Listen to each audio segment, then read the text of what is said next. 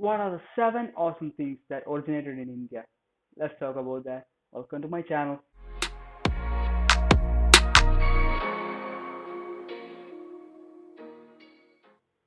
One of the most important innovations in human history, that is the cornerstone to most of the mathematical operations, that is zero. 2. Chandrayaan-1 confirming the presence of water on moon. India has played a big role in the changing world. Let's see 7 awesome things that originated in India. Don't forget to like the video. Have you heard about Narinder Singh Kapany? If not, well, I must say he was rightfully called as one of the 7 unsung heroes by Fortune magazine 1999. He is an Indian-born American physicist and the first person in the world to depict that light can travel in bent glass fibers. His research captioned "a flexible fiberscope using static scanning" appeared in the scientific journal Nature in its January 2, 1954 issue, and opened the door for instruments such as endoscopes and laser probes. Kapany then published his first paper in Optica Acta in February 1955, named "Transparent Fibers for the Transmission of Optical Images." His famous article on fiber optics in Scientific American in 1960 coined the new term fiber optics. The article adds up as reference point to subjects even today. I will leave a link in the description. You can read about that as much as you want. Next, Snake and Ladders.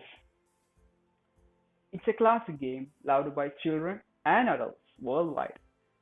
It's quite popular, but the lesser popular thing about it is, well, its origin. Of course, India. In ancient India, this was not a simple game for time pass. It had philosophical face to it.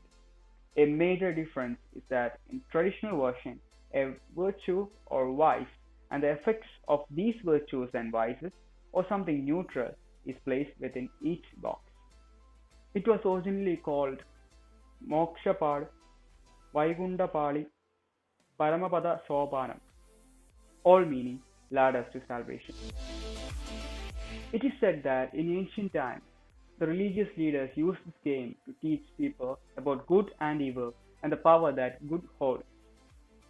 That leads to one attaining moksha, which was nearly the greatest achievement of all. Again, links in the description. You can go and check, read further, get to know more. Next, radio. Believe me if I say that works in radio happened here in India before anywhere else in the world.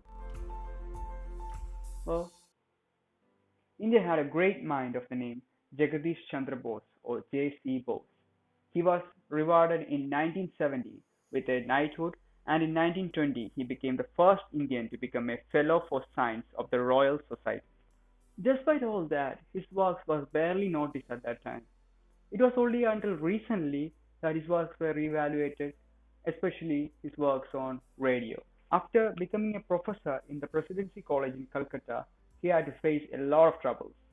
The administration not only withheld Bose from laboratory space, but also offered him only 100 rupees a month salary, half of what an Indian professor would normally make.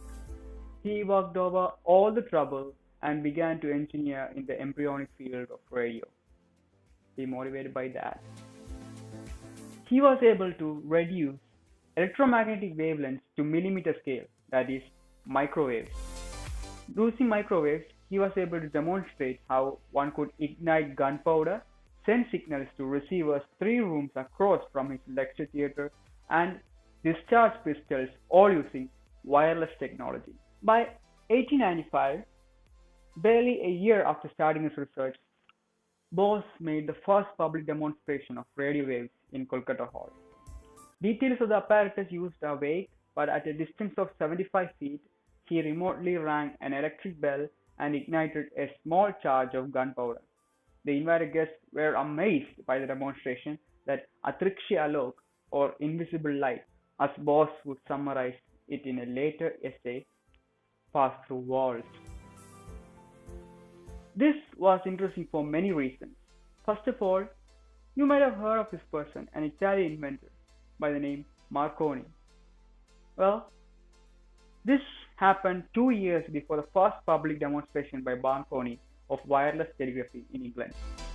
Also interesting fact, Marconi and Bose met in London in 1896. This was the year after Bose did the demonstration and before Marconi was going to do it. There are links in the description, you can read further about that. Marconi was keenly interested in commercializing the product, that is commercializing radio. Bose's interest was purely academic. In fact, Bose refused to patent any of his inventions. He was of the opinion that ideas are meant to be shared freely. Ideologies. Well, you can always express your opinion down in the comment section. Don't feel bad about that. It's free. Do comment. Next, diamonds. The world's love for diamonds started in India, where diamonds were gathered from the country's rivers and streams. The earliest diamonds were found in India in the 4th century BC, although the youngest of these deposits were over 900 million years old. The country's resources yielded limited quantities for equally limited market, that is, the wealthy classes. These early stones were transported along the network trade routes that connected India and China, commonly called Silk Road. At the time of their discovery, diamonds were valued because of the strength and brilliance, and for their ability to refract light and engrave metal. And this diamond stayed in India. But gradually though, this changed. Indian diamonds found their way along other exotic merchandise to Western Europe in the caravans that traveled to Venice medieval markets. By 1400, diamonds were becoming fashionable accessories for Europe's elites. In India, diamonds were worn as adornments, used as cutting tools, served as talisman to ward off evil, and were believed to provide protection in battle.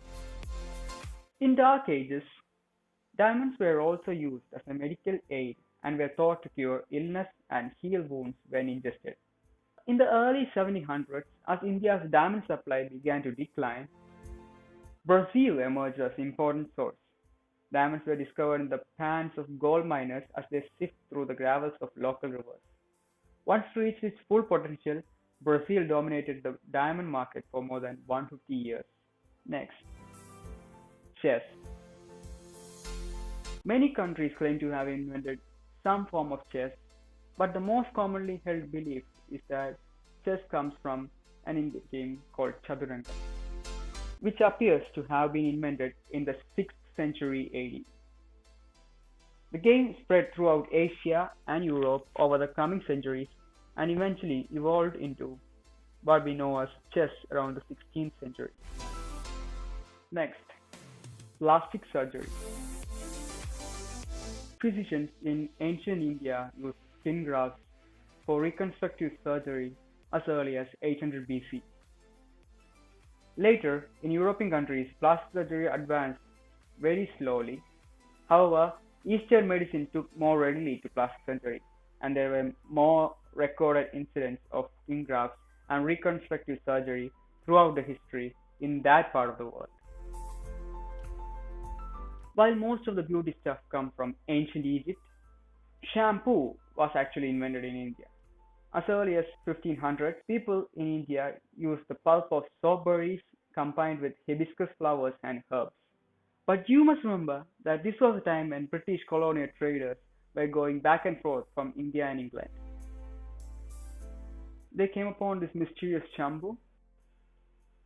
For those who are interested, it dates to 1762 and is derived from the Hindi word Champo, which itself is derived from a Sanskrit root kapayati, which means to press, knead, or soothe. Well, what was I? Yeah, British. They saw it and they took it to Europe. The word shampoo entered the English literature around this time. So that's the 7 that I promised you. But since you're still here, let's quickly brush through some of the others.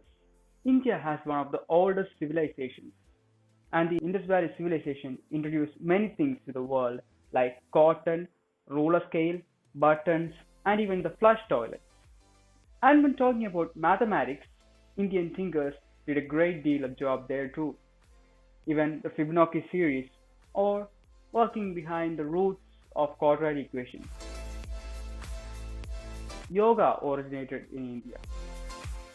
Back in 6th century BC, Indian physician Shushruta had the knowledge of performing cataract surgery.